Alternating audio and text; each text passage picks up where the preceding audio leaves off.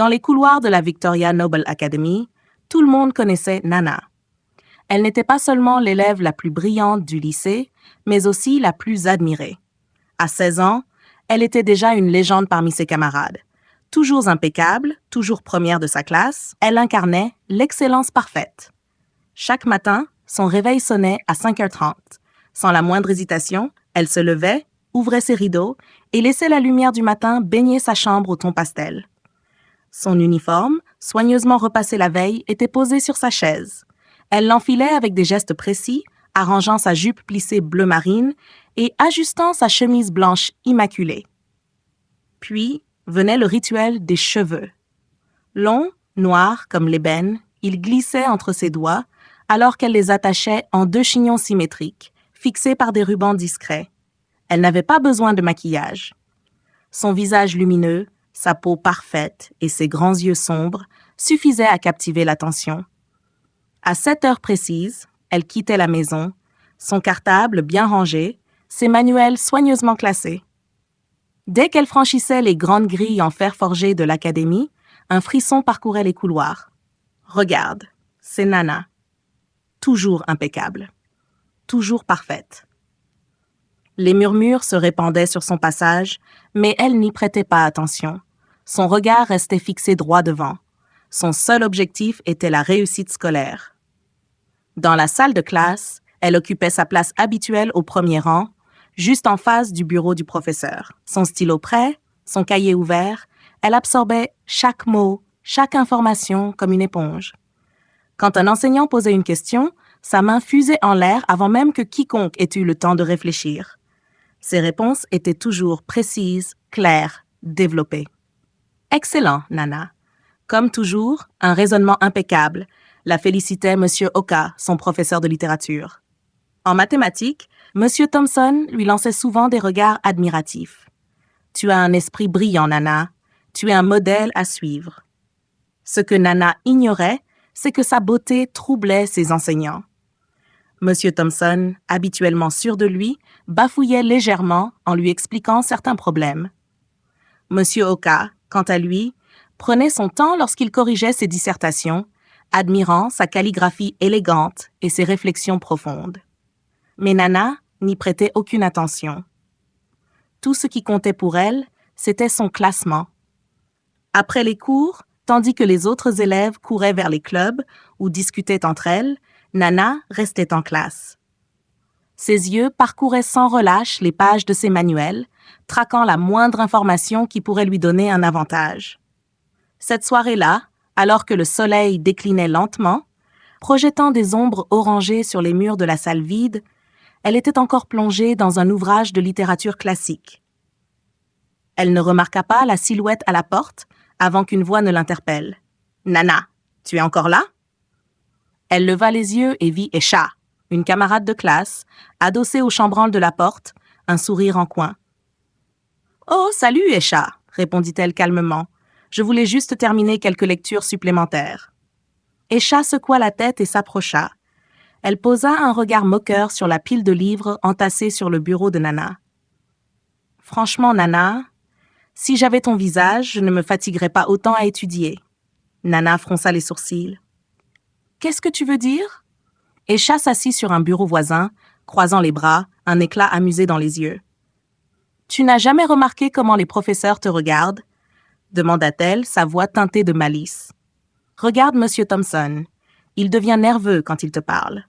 Monsieur Oka, il te complimente toujours plus que les autres. Tu pourrais facilement obtenir tout ce que tu veux sans lever le petit doigt. » Nana resta. Exploiter sa beauté pour obtenir des faveurs? L'idée ne l'avait jamais effleurée. « Ce ne serait pas juste, » murmura-t-elle, troublée. Esha haussa les épaules avec un petit rire. « Juste? Le monde ne fonctionne pas comme ça, Nana. Réfléchis-y. Tu travailles comme une folle alors que tu pourrais simplement sourire. » Elle se leva, attrapa son sac et se dirigea vers la porte. « Ne reste pas trop tard. À demain. » Nana resta seule, le cœur battant légèrement plus fort que d'habitude. Jamais elle n'avait questionné sa méthode. Elle réussissait parce qu'elle travaillait. Mais en quittant la salle, les paroles d'Esha ne cessaient de résonner en elle. Et si elle avait raison? Et si la vie pouvait être plus facile? Cette nuit-là, Nana ne parvint pas à trouver le sommeil. Allongée dans son lit, le regard fixé au plafond, elle repensait aux paroles d'Esha. Si j'étais aussi belle que toi, je ne me fatiguerais pas autant. Tu pourrais obtenir tout ce que tu veux sans effort. Jusqu'ici, elle avait toujours cru en son travail acharné. Mais une question sournoise s'insinuait maintenant dans son esprit. Et si elle pouvait réussir autrement? Vers 2 heures du matin, elle se leva discrètement et se dirigea vers son bureau. Sur l'étagère du haut se trouvait une trousse de maquillage, un cadeau d'anniversaire de sa tante, jamais utilisé. Elle ouvrit la boîte et contempla les petits flacons colorés, les poudres soyeuses, les tubes brillants. Puis, brusquement, elle referma la trousse. Non, ce n'est pas elle. Elle secoua la tête, tenta de chasser cette idée et retourna se coucher. Mais le lendemain matin, en se préparant pour l'école, elle hésita devant le miroir. Ses cheveux attachés en 2 chignons serrés, son visage nu, son uniforme impeccable, c'était la Nana d'hier. Et si, pour une fois, elle essayait d'être quelqu'un d'autre? Les mains légèrement tremblantes, elle ouvrit à nouveau la trousse. Elle appliqua une fine couche de fond de teint, une touche subtile de blush, un peu de gloss rosé sur ses lèvres. Puis, au lieu d'attacher ses cheveux, elle les laissa tomber en vagues souples autour de son visage. Elle se recula et s'observa. Pour la première fois, elle se vit différemment. Une autre Nana lui faisait face dans le miroir. Un changement perceptible. Dès qu'elle franchit les grandes grilles du lycée, elle sentit le changement. Les murmures habituels semblèrent plus intenses. Plus de regards se posaient sur elle, plus insistants. Certains élèves échangèrent des coups d'œil surpris, d'autres la détaillèrent sans discrétion. « Tu as vu Nana aujourd'hui? Elle est encore plus belle que d'habitude. » Même les professeurs semblèrent troublés. Lors du cours de mathématiques, Nana vit M. Thompson détourner le regard plus souvent que d'ordinaire. Puis arriva l'annonce fatidique. Interrogation surprise. Un frisson parcourut la salle. Nana sentit une vague d'angoisse monter en elle. Elle n'avait pas révisé. D'ordinaire, cela ne lui serait jamais arrivé. Elle aurait été prête. Mais cette fois-ci, elle avait consacré sa soirée à réfléchir. Quand vint le moment de rendre les copies, elle fit quelque chose qu'elle n'aurait jamais osé auparavant. Au lieu de baisser la tête et de tendre son contrôle en silence, elle leva les yeux vers M. Thompson, lui adressa un sourire doux et hésitant, puis murmura « J'espère avoir bien réussi. J'aimerais tellement maintenir mes bonnes notes. » Il la fixa un instant, semblant déconcerté. « Je suis sûre que tu as fait de ton mieux, Nana. » Le lendemain, lorsqu'il rendit les copies, son cœur s'arrêta. Son cœur un instant en découvrant la note. Un score parfait. Elle savait pourtant qu'elle n'avait pas répondu correctement à toutes les questions. Elle jeta un regard rapide à Esha, assise quelques rangs plus loin. Esha la fixait avec un sourire satisfait. Elle avait raison. Un jeu dangereux. Encouragée par ce succès inattendu, Nana tenta la même approche avec d'autres professeurs. Un regard appuyé ici, un mot doux là, un sourire charmeur au bon moment, et soudain, elle obtenait d'excellentes notes sans fournir autant d'efforts. C'était si facile. Les soirées passées à réviser jusqu'à l'épuisement étaient maintenant remplacées par des heures de repos. Plus besoin de s'imposer un rythme infernal, plus besoin de vérifier 3 fois ses copies avant de les rendre. Pendant un temps, cela lui sembla être un soulagement.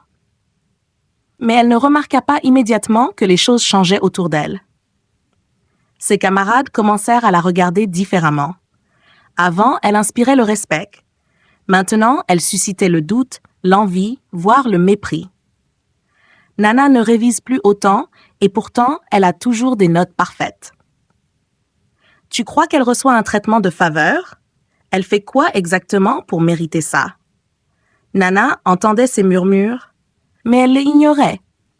Tant que ses notes restaient intactes, peu importait ce que les autres pensaient. Un regard qui en dit long. Un après-midi, alors qu'elle rangeait ses affaires après le cours, Esha s'approcha d'elle. « Alors Nana, ça te plaît, cette nouvelle vie ?» lança-t-elle moqueuse. Nana lui jeta un regard incertain. « Qu'est-ce que tu veux dire ?» Esha éclata de rire. Tu sais exactement ce que je veux dire. Tu n'as plus besoin de te tuer au travail. Un sourire par-ci, un battement de cils par-là, et hop, des notes parfaites. C'est magique, non? Nana baissa les yeux, mal à l'aise. Je n'ai rien fait de mal, Esha murmura-t-elle. Esha croisa les bras. Oh, mais bien sûr que non. Après tout, ce n'est pas de ta faute si les professeurs sont sensibles à ton charme. Son ton était teinté d'ironie. Quelque chose dans son regard mit Nana mal à l'aise. Comme si Esha savait déjà que tout cela allait mal finir. Le système que Nana avait mis en place semblait infaillible. Un sourire, un regard appuyé, quelques mots bien placés, et ses résultats restaient excellents. Mais elle ne vit pas le piège se refermer sur elle. Au fil des jours, elle avait cessé de réviser complètement. Ce qui avait commencé comme un simple test était devenu une habitude. Elle était toujours première de sa classe. Mais cette fois, ce n'était plus à cause de son travail. Et ses camarades l'avaient bien remarqué. Les murmures qui deviennent des accusations. Dans les couloirs, les chuchotements est devenu plus lourd. Tu as vu comment M. Thompson la regarde? Elle n'étudie plus, et pourtant, elle a toujours des notes parfaites. Ça sent pas un peu bizarre, tout ça? Les regards avaient changé. Ce qui était autrefois de l'admiration était maintenant de la suspicion et du mépris.